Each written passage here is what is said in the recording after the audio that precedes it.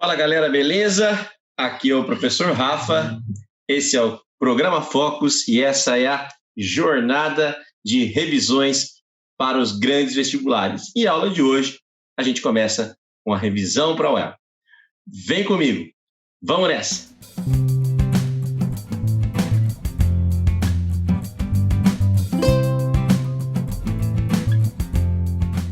Essa aula é uma aula de História do Brasil. E a História do Brasil, você sabe, né? Ela na UEL, ela é bastante abrangente, né? E eu costumo dizer para vocês o seguinte, que na prova de História, enquanto eu vou falando, eu vou abrindo um arquivo para vocês aqui, na prova de História do Brasil, galera, essa prova, ela costuma ser marcada por basicamente 3 temas, né? A História do Brasil trata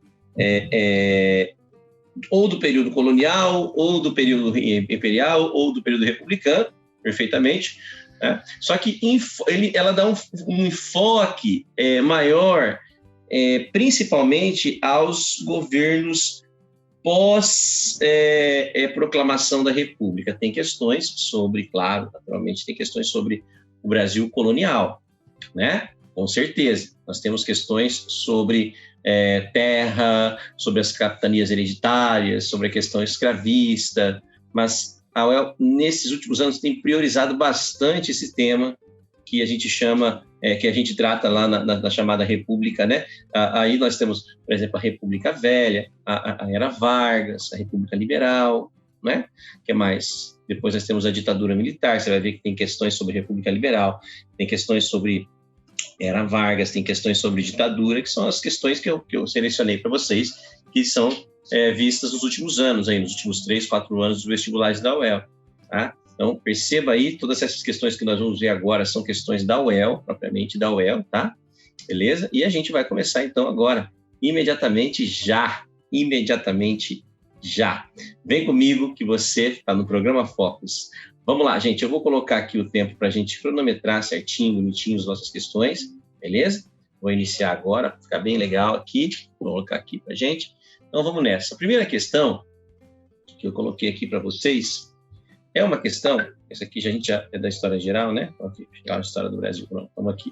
Na história do Brasil, a primeira questão que eu coloquei aqui para vocês é sobre a República Liberal, que é aquela república que começa no governo do presidente Dutra e se estende até o governo do presidente João Goulart.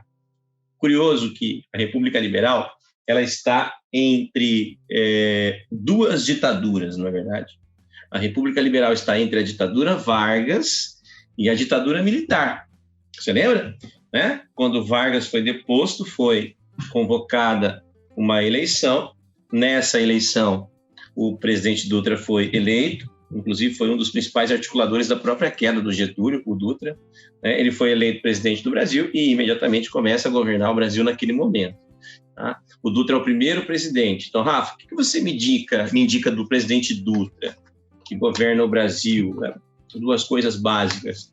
O Dutra, durante o governo dele, foi aprovada a Constituição Brasileira de 1946. Essa Constituição é muito importante, porque é uma Constituição que redemocratiza o Brasil, porque o Brasil estava numa ditadura Vargas, né? E essa ditadura Vargas tinha sido, inclusive, fortalecida pela Constituição de 1937, a polaca, lembra dela? Constituição polaca que transformava o Estado no Estado hipertrófico, excluía os partidos políticos, instituía a pena de morte no Brasil. Então, agora, o que se tem é uma redemocratização do Brasil em 1946, com a eleição direta, né, com voto secreto, entende? Então, as coisas ficaram bem diferentes, né? As pessoas tinham direito ao voto, não havia uma ampla cidadania, porque no Brasil ainda era proibido o voto pelos analfabetos. Então, durante a República Brasileira, poucas pessoas vão votar, na verdade.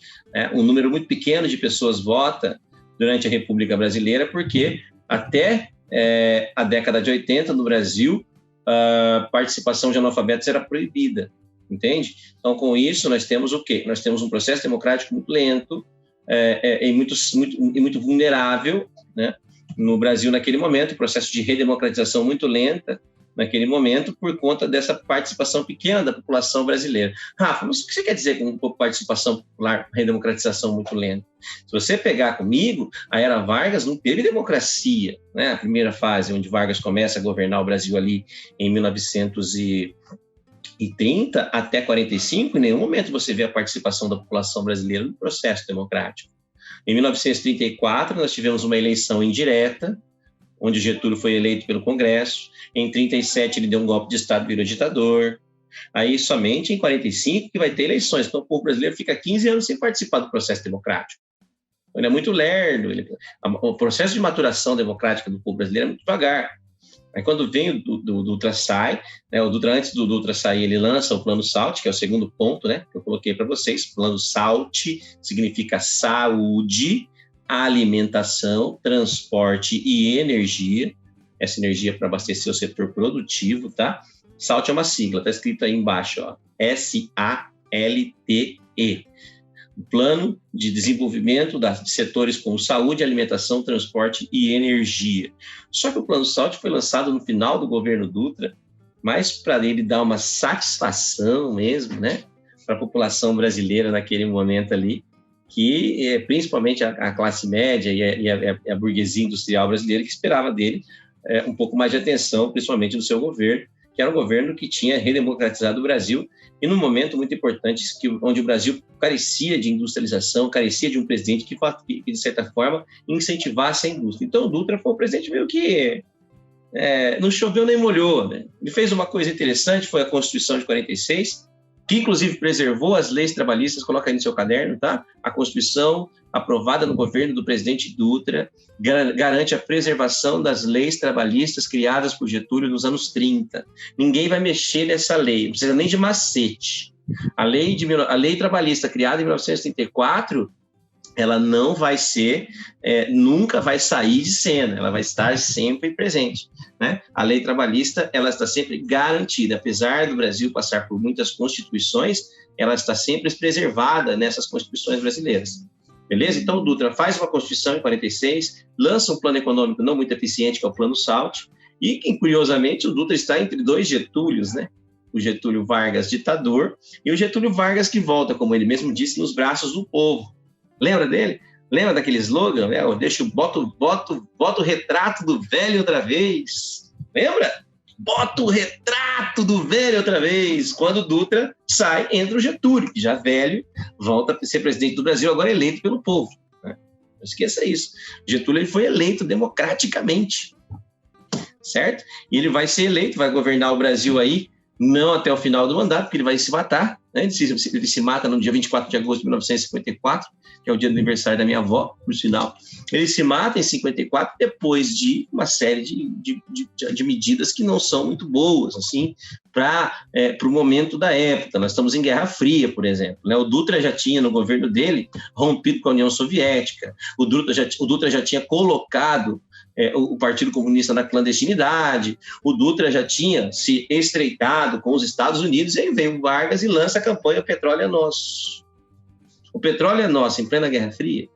Não só lança o petróleo é nosso, como faz um governo estatizante, né, aquele modelo varguista, né, estatizante. Ele cria a Petrobras, ele cria a Eletrobras, ele cria o BNDES, ele vai criando uma série de estatais, vai inchando o Estado, né, e a economia brasileira carente naquele momento, muito, muito, muito combalida ainda naquele momento. A economia brasileira, então, sente bastante aquele período, tá? Então, diante disso, Xoxonhos, eu costumo dizer para vocês o seguinte: diante desse cenário, o que acontece? O cenário é ruim, a economia vai mal e o Getúlio vai fazer um governo muito caótico, ele se envolve em escândalos, né? Escândalos de corrupção envolvendo o nome dele e um jornalista da época em que ele estava supostamente comprando o jornalista, né? Aparece um escândalo onde um líder da oposição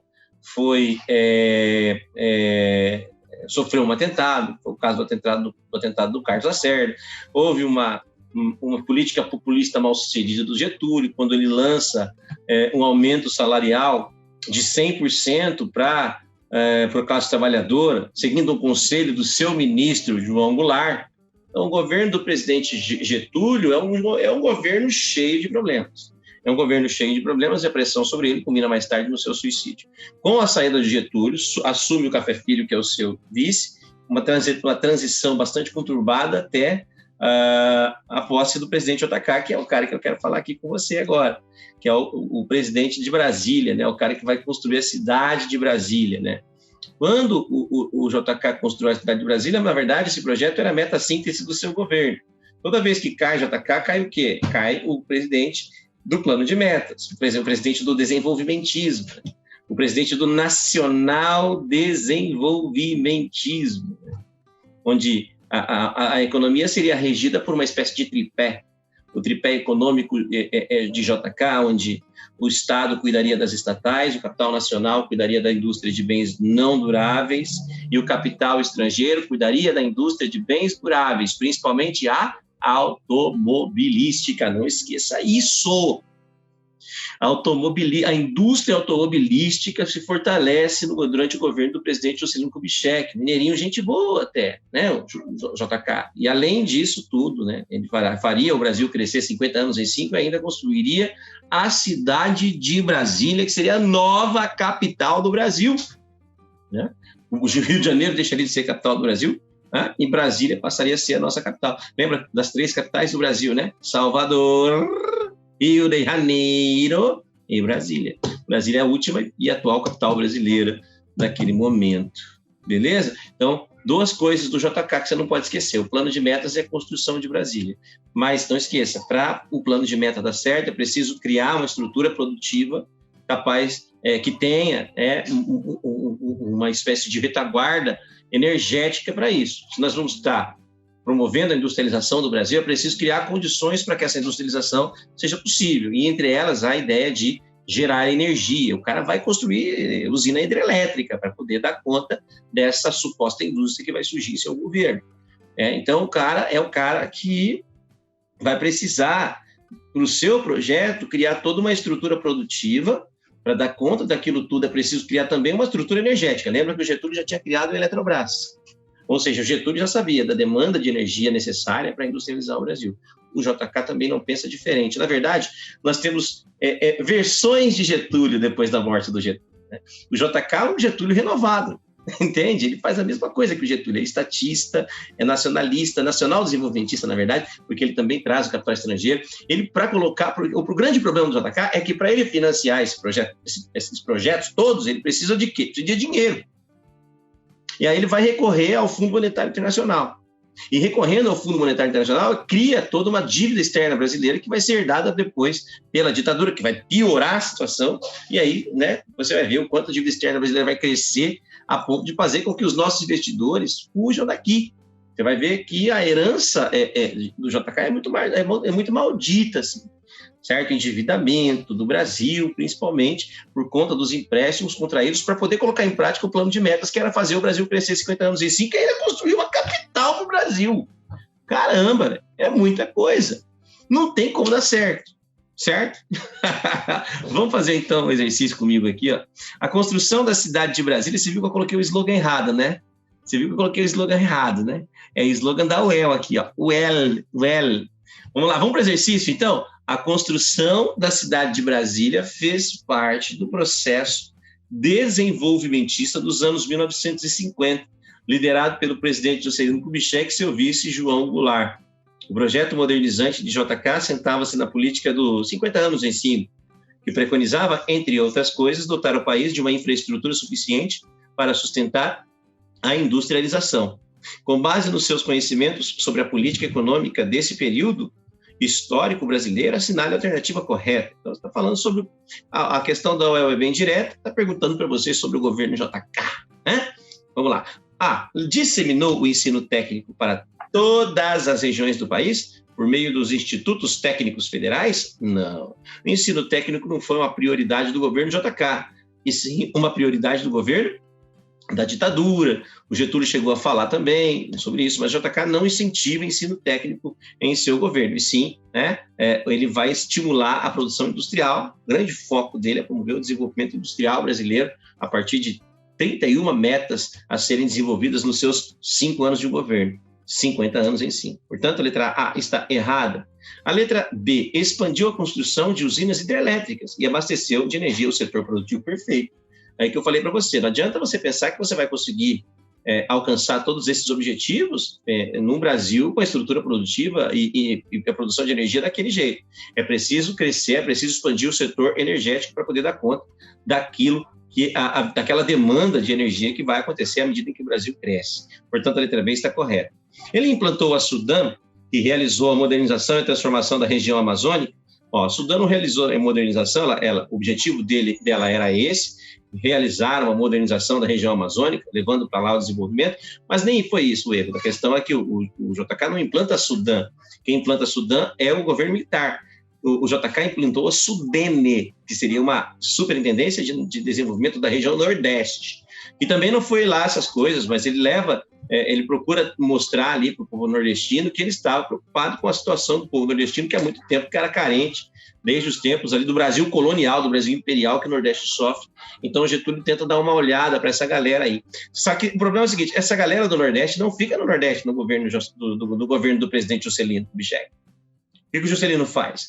Durante o governo de Juscelino, muitos nordestinos vão embora do Nordeste e vão para Brasília trabalhar na construção da cidade.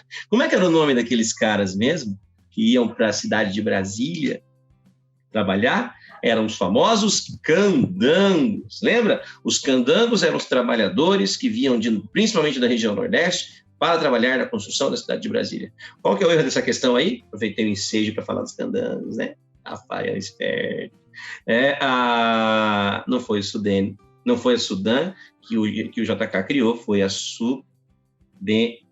Beleza, gente? Bom, a letra D priorizou a importação de veículos automotores para o país se inserir no mercado internacional. Quase certo, quase, amigo, mas na trave, amigo. Não está certo isso, você sabe que não.